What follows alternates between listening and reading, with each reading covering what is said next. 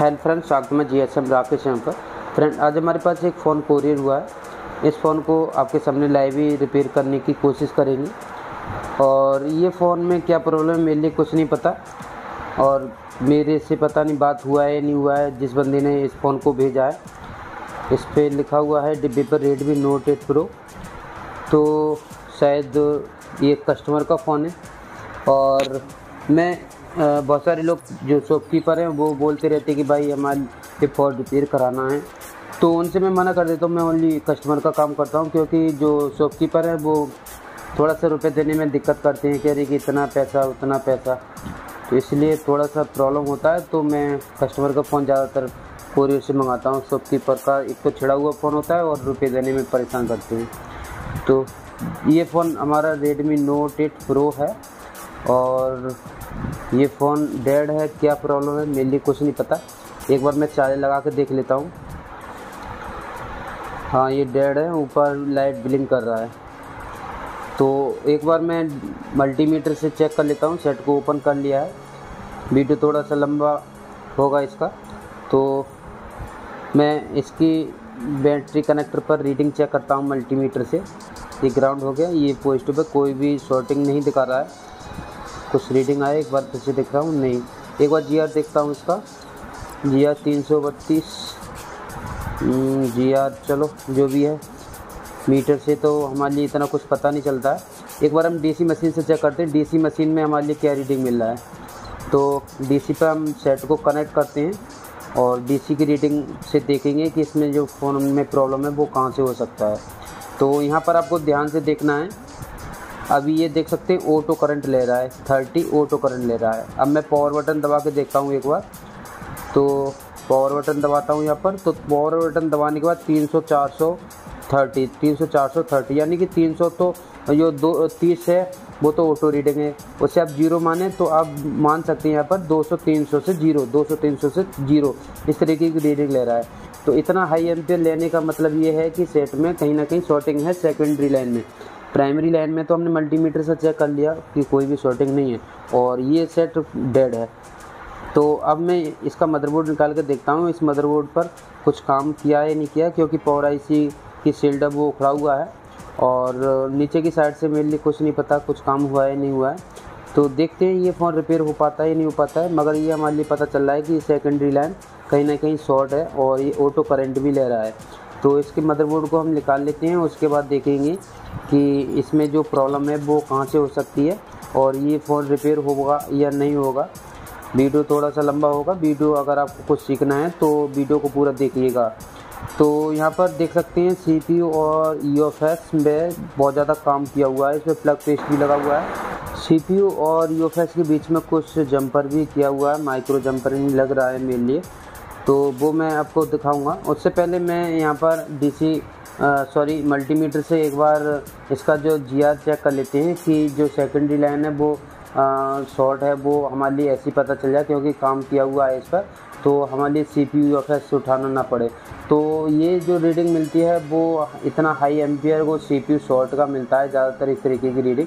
तो हम CPU और UFS के बगल में पहले कंपोनेंट चेक कर लेते हैं। कुछ ज़्यादा कंपोनेंट नहीं है, तो यहाँ पर चेक कर लेते हैं कि कोई कंपोनेंट वो शॉर्ट तो नहीं है, क्योंकि इसका UFS और CPU पे तो ऑलरेडी काम किया हुआ है। तो हमारे लिए अगर शॉर्टिंग बाहर से पता चल जाए तो ये सेट ऐसे रिपेयर हो जाएगा।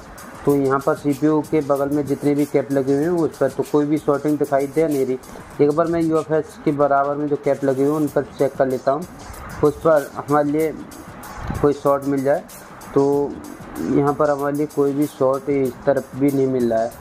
तो हम यहाँ पर एक बार पावर सेक्शन में चेक कर लेते हैं। पावर सेक्शन में जितनी भी हमारी बक कॉइल लगी हुई हैं उन पर हम एक बार रीडिंग देखेंगे, और जो रीडिंग है मैं फॉरवर्ड रीडिंग में देख रहा हूँ, क्योंकि जो रीडिंग है कॉइलों पर बहुत ज़्यादा लो मिलता है, तो इसलिए मैं GR नहीं चेक कर रहा हूँ। चलो मैं GR चेक कर लूँगा अगर ज़रूरत पड़ेगी, बस इतनी ज़रूरत नहीं है। यहाँ पर 2 कॉइल है, वो हमारी यहाँ पर नॉक जो हमारा मल्टीमीटर का था प्रॉप्स वो नहीं चाहता था, ट्विजर से देख रहा हूँ तो यहाँ पर रीडिंग नहीं आ रहा है। उसका मतलब ये है कि हम फॉरवर्डिंग में चेक कर रहे हैं। तो एक बार मैं रिवर्स में चेक करता हूँ, इसका जो GR लेता हूँ, GR आता है नहीं आता है। कहीं ये लाइन ओपन तो नहीं है, ओपन नहीं होगा, ये लाइन शॉर्टिंग है, कहीं ना कहीं शॉर्टिंग मिलेगा। इस पर GR तो हमारे लिए मिल ही जाएगा। ये पता चल जाएगा शॉर्ट तो नहीं है, रीडिंग आ रहा है, इस पर रीडिंग आ रहा है, यानी कि ये शॉर्ट तो है नहीं। अब इसके बगल में जितने भी कैप लगे हुए हैं वो हम 1 बाय 1 चेक कर लेते हैं, कोई कैप हमारे लिए पता चल जाए कि कोई शॉर्ट हो, क्योंकि इस कंडीशन में हमारी ज़्यादातर है वो शॉर्टिंग CPU की तरफ जाता है, और या फिर हमारी जो पावर सेक्शन में कैप लगी हुई हैं जो CPU की वोल्टेज के लिए, तो उस पर भी शॉर्टिंग की वजह से भी इस तरह हाई एम्पेयर लेता है। बट यहाँ पर ऐसा कोई शॉर्टिंग हमारे लिए दिखाई दे नहीं रहा है। अगर शॉर्टिंग दिखाई देगा तो हम यहाँ पर उस कैप को देखेंगे कि वो किसका है। यहाँ पर तो कोई भी कैप शॉर्ट दिखाई नहीं दे रहा है। मैं रीडिंग फॉरवर्डिंग में देख रहा हूँ, क्योंकि जो पावर सेक्शन में लो रीडिंग मिलता है इसलिए। आप GR भी ले सकते हैं, GR में कभी कभार बीप आ जाता है, हमारे लिए शॉर्ट नहीं होता लो रीडिंग पर भी, तो थोड़ा सी दिक्कत होता है। तो इसमें कोई भी शॉर्टिंग हमारे लिए तो पता चला नहीं। अब यहाँ पर कुछ काम किया हुआ है CPU और UFS पर, तो हम इन दोनों को ही ओपन कर लेते हैं, उसके नीचे देखेंगे कि कहीं कोई क्वाइट शॉर्ट तो नहीं है। माइक्रोस्कोप के नीचे आ चुके हैं और यहाँ पर देख सकते हैं ध्यान से कि यहाँ पर मास्किंग किया हुआ है, यहाँ पर जंपर लग रहे हैं। तो मुझे लगता है कि इस मदरबोर्ड को काफ़ी ज़्यादा काम किया हुआ है किसी अच्छे टेक्नीशियन के पास से, ये फॉर रिटर्न होके आया है, या फिर हो सकता है कि कोई SI टेक्नीशियन हो काम करता हो, बट उस पर जो इसका UFS CPU ओपन नहीं करा गया हो ढंग से और पैड है वो निकल गया हो, तो माइक्रो जंपर करना पड़ा। तो ये तो हमारे लिए इसका UFS और CPU निकालने के बाद ही पता चलेगा, और इनको हम दोनों को ही निकालेंगे, क्योंकि मैं नहीं चाहता कि टाइम वेस्ट हो, क्योंकि इसमें टाइम है वो लगने वाला है। छिड़ा हुआ फ़ोन है और ये कस्टमर का फ़ोन है, मेरे हिसाब से शॉपकीपर का तो शायद नहीं है। तो कोई नहीं, हम देख लेते हैं एक बार। इसका UFS निकाला, भाई वाह, इसका UFS तो स्क्रेच हो रहा है बहुत ज़्यादा। मैं एक बार CPU को भी निकाल के देख लेता हूँ CPU की कंडीशन कैसी है। तो लगता है कि इस पर काफ़ी ज़्यादा काम किया हुआ है, मेरे लिए भी ज़्यादा काम करना पड़ेगा, होगा या नहीं होगा पता नहीं। तो इस पर CPU तो क्लीन है, CPU में कुछ प्रॉब्लम नहीं लग रहा। हाँ, यहाँ पर लग तो रहा है, यहाँ पर ध्यान से देखें, ये देख सकते हैं UFS कितना बुरी हालत किया हुआ है इस पर, तो कहीं UFS डेड ना हो।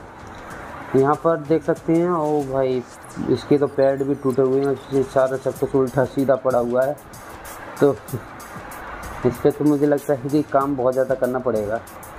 सारा स्क्रैच किया हुआ है, इसका जो ब्लैक पेस्टेड है वो अच्छे से निकालना नहीं आया है, क्लीन करने नहीं आया है, क्लीन नहीं, CPU ओपन ढंग से करना नहीं आया है सही टाइम पर, इसलिए ये सारा पैड है वो टूटा पड़ा है इसका। तो इसके जो शोल्डर को हम उठा लेते हैं, डिसोल्डिंग करते हैं, उसके बाद हम माइक्रो जंपरिंग करेंगे, यहाँ ज़रूरत होगा, और कोशिश करते हैं ये फ़ोन रिपेयर हो जाए तो अच्छी बात है। अगर नहीं होता है तो भाई वो भी देखा जाएगा, मेहनत तो करना पड़ेगा। कोरियर से आया हुआ है तो पास में होता तो नहीं करती, किसी नज़दीक से आया होता या फिर किसी का होता तो। अब इसमें पता नहीं होगा या नहीं होगा, चलो जो भी हम कोशिश करते हैं, कोशिश देखते हैं अगर होगा या नहीं होगा, और क्या क्या हम इसमें कर सकते हैं, कितना कोशिश है वो हम यहाँ पर कर सकते हैं। इसकी क्लीनिंग वो कर लेते हैं, उसके बाद मास्किंग करेंगे और इसका जो पैड है वो बनाएंगे, तो इसको हम फटाक से बना लेते हैं।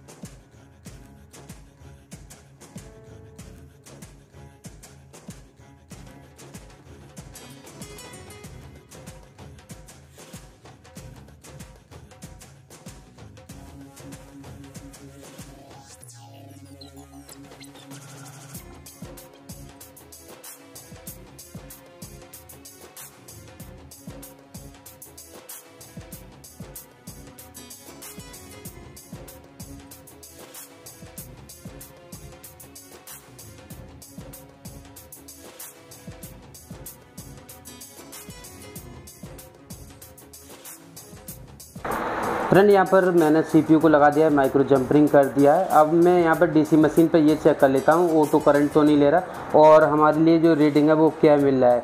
साथ ही मैं वीडियो को रोककर इसके जो UFS के पैड है उसके GR भी ले लूँगा। तो यहाँ पर मैं DC मशीन में दिखाता हूँ। अब ध्यान से देखना, यहाँ पर DC मशीन में कोई भी ऑटो करंट नहीं ले रहा है। पहले 30 है वो ऑटो करंट ले रहा था। अब मैं पावर की दबाता हूँ यहाँ पर, तो यहाँ पर देख सकते हैं 40 पर स्टक हो गया, यानी कि अब ये UFS के लिए बोल रहा है। तो अब मैं यहाँ पर GR पैड और चेक कर लेता हूँ। फ्रेंड यहाँ पर मैंने वीडियो को रोककर इसका जो UFS के GR ले लिया मैंने सारे पैड का, तो यहाँ पर सब कुछ ठीक पाया। बट एक यहाँ पर ये ब्रेक है वो टूटा हुआ था, तो ये CPU से कनेक्टेड है UFS का, ये तीसरे नंबर से आ रहा है, दूसरे लाइन की तीसरे नंबर के पैड से। तो यहाँ से एक जो जंपर लगा हुआ था वो टूटा हुआ है, तो इसको मैं माइक्रो जंपर कर देता हूँ। बाकी का सारे जो पैड है मैंने स्कीमेटिक में देखकर सारे पैड पर GR है वो चेक कर लिया, तो GR है वो हमारे लिए सारे पैडों पर मिल रहा था। उसका वीडियो मैंने ऐड नहीं किया है क्योंकि उसे चेक करने में कम से कम बता रहा हूँ 5 से 10 मिनट करीब लग ही जाता है, तो उतना पार्ट है वो बढ़ जाता। यहाँ पर चेक करने की ज़रूरत इसलिए पड़ी थी, मैं आपको बता देता हूँ, क्योंकि हमने CPU के नीचे माइक्रो जंपरिंग किया और कुछ पैड उखड़े हुए भी थे, जो कि आप लोगों के लिए अच्छे से दिखाई दिए होंगे, अच्छे से देखा भी होगा आपने। तो इसलिए हमने सारे जो पैड है वो UFS के सारे पैड पर GR है वो हमने चेक कर लिया। और GR कैसे चेक करते हैं ऑलरेडी मैंने वीडियो बना रखा है अभी नेटवर्क सेक्शन का, तो उस तरीके से हम चेक करते हैं। तो अगर आपको वो वीडियो नहीं देखा है तो आप देख लेना, नहीं तो मैं और वीडियो भी बना दूंगा। अब यहाँ पर ये माइक्रो जंपर है वो मैंने यहाँ पर कर दिया, ये टूटा हुआ था शील्ड की वजह से या फिर कैसे। पहले मुझे लगता है कि इस फ़ोन पर किसी अच्छे टेक्नीशियन ने काम किया है, क्योंकि इस पर जो UV लगा हुआ है वो रेड कलर का लगा हुआ है और ग्रीन कलर का भी लगा हुआ था। तो ग्रीन कलर का ये बाद में लगाया है, रेड कलर का पहले इस पर काम हो चुका था, किसी भाई ने किया। तो पहले मुझे लगता है कि जो रेड कलर का UV लगा हुआ है तो उस टाइम ये रिपेयर सक्सेस होकर गया होगा, क्योंकि किसी अच्छे टेक्नीशियन ने काम किया है। तो अब यहाँ पर ये जंपर टूटा हुआ निकला, तो इसको मैंने भी यहाँ पर बना दिया है। अब यहाँ पर इसे पुश कर देता हूँ, उसके बाद UFS को लगा देंगे और देखेंगे कि हमारा फ़ोन है वो ऑन होता है नहीं होता है। क्योंकि अभी मैंने ओनली CPU लगाया तो ऑटो करंट भी ख़त्म हो गया और साथ ही हमारा जो रीडिंग है वो प्रॉपर मिलने लगी है, जो हमारे लिए रीडिंग है वो मिलना चाहिए। क्योंकि हमारा जब UFS ये MMC लगा हुआ नहीं होता है तो 30, 40, 50 से नीचे की 50 के आसपास की रीडिंग पर स्टक रहता है। अगर उसमें MMC लगा हुआ हो और उसमें सॉफ्टवेयर की प्रॉब्लम हो या फिर MMC डेड हो, तो या फिर उसमें प्रोग्रामिंग की ज़रूरत हो, इसकी हेल्थ ख़राब हो, तो 60 से 90 की करीब स्टक रहता है। और 100 से ऊपर की रीडिंग पर स्टक रहता है तो उस टाइम रैम का प्रॉब्लम होता है। तो ये कुछ रीडिंग होती हैं, मैं किसी दिन वीडियो बना दूंगा। तो यहाँ पर हमने पुश कर लिया, उसके बाद यहाँ पर हम UFS को फटाक से लगा लेते हैं और उसके बाद देखेंगे फ़ोन को ऑन करके कि हमारा फ़ोन है वो ऑन होता है या नहीं होता है। मेहनत तो भाई काफ़ी ज़्यादा की है, ऑन तो होना चाहिए। अगर ना भी होता है तो भाई हम और ट्रेसिंग करेंगे, कोशिश तो पूरी करेंगे इस फ़ोन को रिपेयर करने की। अगर ना हो तो वो बात अलग है, क्योंकि ऑलरेडी इस पर बहुत ज़्यादा काम किया हुआ है और पैड बहुत ज़्यादा निकले हुए हैं। वैसे जो UFS के पैड है उसके सारे GR वो मिल रहे हैं। अगर प्रॉब्लम हुआ तो हमारा CPU के तरफ से हो सकता है, या फिर हमारा UFS डेड हो सकता है, स्क्रैच हो रहे थे तो उस कंडीशन में भी हमारा UFS शॉर्ट या फिर डेड भी हो सकता है। क्योंकि ये ऑटो करंट ले रहा था उस टाइम, तो जो ऑटो करंट ले रहा था तो मुझे लगता है कि UFS शॉर्ट की वजह से ही ले रहा था। वैसे तो मैंने मास्किंग कर दिया है UFS में, बाकी का तो भाई पता चले। तो यहाँ पर मैं इसे UFS को परफेक्ट तरीके से लगा देता हूँ और देखेंगे कि हमारी जो प्रॉब्लम है वो सॉल्व होती है नहीं होती है। अगर आपने अभी तक इस वीडियो को लाइक नहीं किया है तो लाइक कर दो, और इस फ़ोन के बारे में आप क्या कहना चाहते हैं कमेंट करके बता देना। देखते हैं इस वीडियो में कंप्लीट होता है तो ठीक है, नहीं तो नेक्स्ट वीडियो इसका पार्ट बनाएंगे, क्योंकि काफ़ी ज़्यादा टाइम लग गया इस फ़ोन में। कहीं तो वीडियो को बहुत ज़्यादा फास्ट फॉरवर्ड कर दिया था, कटिंग भी किया था, आप लोग बोर ना हो। तो यहाँ पर हमारा जो UFS है वो यहाँ पर मैं लगाता हूँ। सैमसंग का UFS है, इसमें ये मीडियाटेक CPU में आता है। काफ़ी ज़्यादा पावरफुल फ़ोन माना जाता था ये, और रिपेयर होने के लिए भी बहुत कम आता है। ये मॉडल काफ़ी अच्छा मदरबोर्ड कंपनी ने बनाया है। तो यहाँ पर हमारा UFS है वो यहाँ पर लग चुका है। एक बार मैं मूव करा कर देख लेता हूँ हल्का फुल्का। जैसे नीचे इस पर तो हमने कोई जंपर है वो बनाया नहीं है, एक जंपर बनाया है, CPU के अंदर से हमने जंपर है वो बनाया है। तो इसमें तो ज़्यादा बड़ा कोई प्रॉब्लम ऐसा लगेगा नहीं। तो यहाँ पर मैं इसको मूव करा के देख लेता हूँ। हमारा जो UFS है वो यहाँ पर परफेक्ट तरीके से लग गया, क्योंकि इसमें जो ग्लू है, सॉरी यहाँ पर जो प्लग्स है वो बाहर निकलने लगा है। तो ठीक है, हमारा लग चुका है ये UFS है। तो अब मैं थोड़ा देर के लिए इसे ठंडा करने के लिए रख दूँगा और देखेंगे क्या होता है क्या नहीं होता है। ऑन तो होना चाहिए, कोशिश तो जारी है, मेहनत काफ़ी ज़्यादा इस फ़ोन में किया गया है। माइक्रो जंपरिंग करना पड़ा, UV करना पड़ा है, उसकी वजह से थोड़ा सा काम बढ़ गया। बाकी किसी ने काम तो करके देख लिया था। तो थोड़ा ठंडा होते हैं, यहाँ पर थोड़ी देर मैंने रख दिया था ठंडा होने के लिए। अब मैं एक बार DC मशीन पर चेक कराता हूँ, DC मशीन पे जो रीडिंग है वो क्या ले रहा है, फ़ोन ऑन होता है या नहीं होता है। ध्यान से देखना, ऑटो करंट देखेंगे। अब UFS भी लग गया है। तो यहाँ पर DC मशीन में देखना, अब ऑटो करंट तो अभी नहीं ले रहा है। मैं पावर बटन दबा के देखता हूँ एक बार, तो 200, 250, 130 भाई ऑन नहीं हुआ, 250 तक तो गया। एक बार मैं डिस्कनेक्ट करके एक दोबारा से देखता हूँ, क्योंकि ये सेकंड बूट तक गया था, 250 पर गया, उसके बाद 130 पर स्टक हो गया। तो ये रैम का प्रॉब्लम हो सकता है या UFS का। हाँ, 250 गया, 140 130 पर ये स्टक हो गया। तो ये प्रॉब्लम हमारा ये रैम का भी हो सकता है या फिर UFS का भी हो सकता है। UFS स्क्रैच किया हुआ था तो UFS का GR लेना पड़ेगा। उससे पहले मैं एक बार ये चेक कर लेता हूँ कहीं सॉफ्टवेयर का प्रॉब्लम तो नहीं है। रीड इन्फो लेके देख लेते हैं, रीड इन्फो में ये पता चल जाएगा UFS डिटेक्ट हुआ है या नहीं हुआ है। तो सॉफ्टवेयर में ये चीज़ को हम चेक कर लेते हैं। हाँ, पता नहीं कस्टमर को डाटा चाहिए या नहीं चाहिए, तो हम यहाँ पर फ्लैशिंग नहीं करेंगे। फ्लैशिंग की ज़रूरत पड़ी तो इसका पार्ट 2 बनाएंगे, और इसका जो UFS का पैड GR पैड भी लेंगे अगर सब कस्टमर को डाटा चाहिए तो क्योंकि स्क्रैच किया हो तो हो सकता है कि कोई रैम का जो लाइन है वो ओपन हो सकता है, उसका ट्रैक है वो टूटा हुआ हो सकता है UFS का।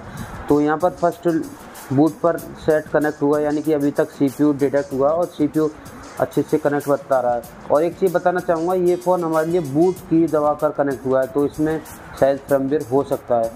हाँ, यहाँ पर स्टोरेज ओके दिखाया है, बट यहाँ पर DA सेकंड फेल बताया है। तो ये प्रॉब्लम हमारा UFS का है। तो एक बार मैं मॉडल सेलेक्ट करके चेक कर लेता हूँ। तो ये प्रॉब्लम हमारा UFS का है, या तो UFS में जो रैम का कोई पैड है वो स्क्रैच किया हुआ है तो वो ओपन हो गया, या फिर हो सकता है कि ये UFS डेड है। तीसरा ऑप्शन ये भी हो सकता है कि ये सॉफ्टवेयर से भी हो सकता है, क्योंकि ये फर्स्ट बूट तक कनेक्ट हो रहा है। यहाँ पर ध्यान से देखना, यूएफएस डिटेक्ट यहाँ पर स्टोरेज ओके दिखा रहा है, तो सॉफ्टवेयर से भी हो सकता है। तो आप कस्टमर से पूछ के सॉफ्टवेयर करेंगे। अगर डाटा नहीं चाहिए था, ऑन चाहिए तो सॉफ्टवेयर करके देख लेंगे। नहीं तो अगर कस्टमर को डाटा चाहिए तो मैं इसका सेकंड पार्ट बनाऊंगा और उसमें इसका जो पैड है का जीआर है वो यहाँ पर लेके दिखाऊंगा। तो पहले कस्टमर से ये पूछना है कि डाटा चाहिए या नहीं चाहिए, फ्लैशिंग करके दिखना है फर्स्ट में। हो सकता है फ्रेमवेयर का भी प्रॉब्लम हो सकता है, नहीं तो ये है यूएफएस की तरफ से ही प्रॉब्लम। तो मैंने मॉडल सेलेक्ट करके इस बार किया है, तो यहाँ पर थोड़ा सा टाइम ले रहा है। ये स्क्रीन रिकॉर्डर चलता है तो थोड़ा सा पीसी है वो लैग करने लगता है। तो ध्यान से देखना इस बार क्या आता है। यहाँ पर सीपीयू तो ओके दिखा रहा है। वैसे मैंने जो पैड मदरबोर्ड का पैड लिया था जीआर, तो वो सारे पैड पर ओके मिल रहा था। यहाँ पर देख सकते हैं स्टोरेज सक्सेस दिखा रहा है, बट यहाँ पर DA2 फेल्ड बता रहा है। तो इसका हम नेक्स्ट पार्ट बनाएंगे। तो इस वीडियो को आप ज़्यादा से ज़्यादा लाइक कर देना, चैनल को सब्सक्राइब कर लेना। Thank you.